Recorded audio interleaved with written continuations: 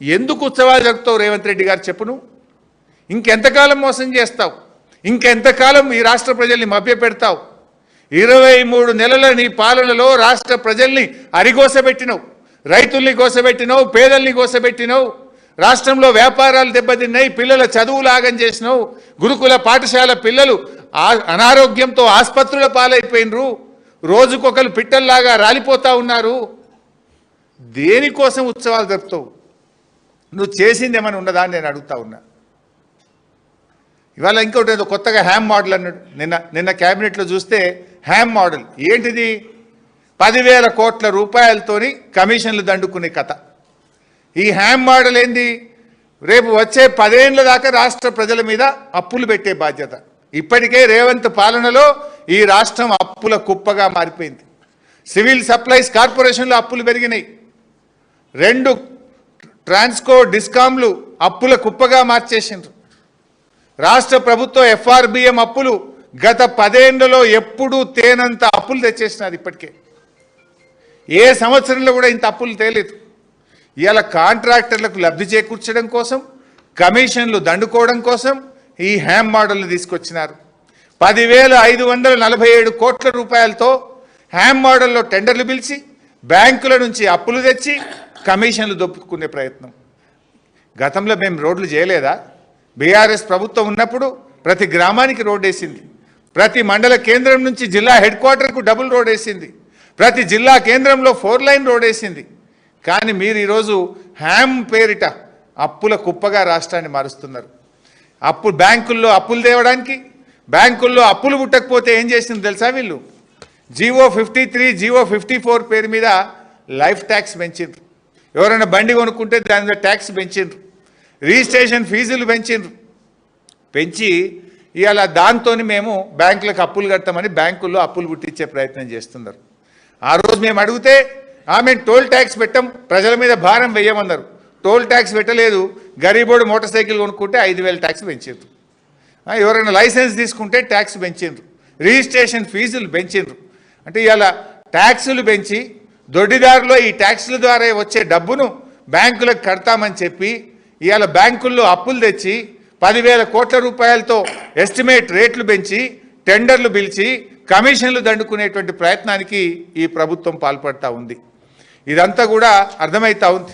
ఈ Ham model అనేది ఒక బోగస్, కమిషన్లు దండుకోవడం కోసమే తప్ప ఈ ప్రభుత్వం చేస్తున్నదేం లేదు. రేపు తప్పకుండా బీఆర్ఎస్ ప్రభుత్వం వస్తుంది, దాని మీద కూడా మేము విచారణ జరుపుతాం.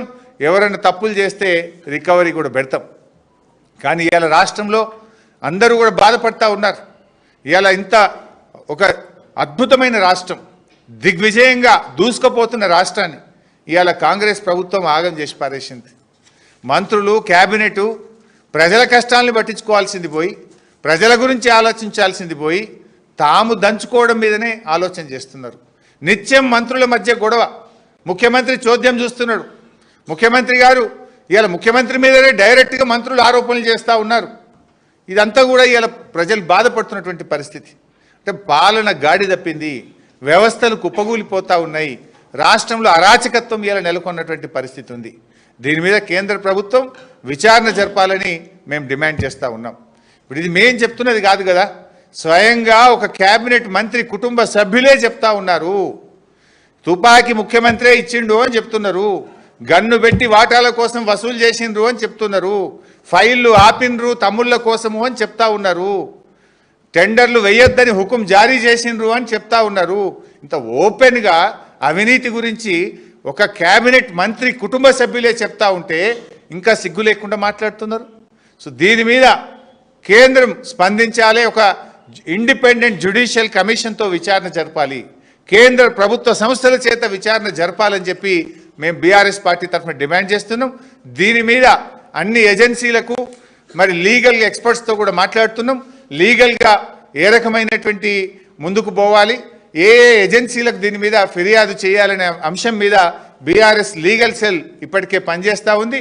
తప్పకుండా బీఆర్ఎస్ ఈ రాష్ట్రాన్ని కాపాడుకోవడం కోసం, రాష్ట్రంలో పెట్టుబడిదారులకు నమ్మకం కల్పించడం కోసం పనిచేస్తుంది. ఈ సందర్భంగా పెట్టుబడిదారులకు, పారిశ్రామికవేత్తలకు, సినిమా పెద్దలకు, రియల్ ఎస్టేట్ వ్యాపారులకు అందరికి కూడా విజ్ఞప్తి చేస్తున్నాం. ధైర్యంగా ఉండండి, మీరు భయపడాల్సిన అవసరం లేదు. మీకు అంతగా ఇబ్బంది పెడితే ప్రధాన ప్రతిపక్షం బీఆర్ఎస్ మీకు అండగా ఉంటుంది. మా దృష్టికి తీసుకురండి, మిమ్మల్ని కాపాడుకుంటాం. ఈ రాష్ట్రాన్ని సాధించిన వాళ్ళం, ఈ రాష్ట్రాన్ని ఇలా అద్భుతంగా 10 ఏళ్ళు పాలించిన వాళ్ళం. ఈ రాష్ట్రాన్ని కాపాడుకునే బాధ్యత కూడా మా మీద ఉంది. ఇలా ఈ ప్రభుత్వం అరాచకానికి పాల్పడతా ఉంది. ఎవరు కూడా భయపడకండి. తెలంగాణ భవన్ తలుపులు మీకు తెరిచే ఉంటాయి.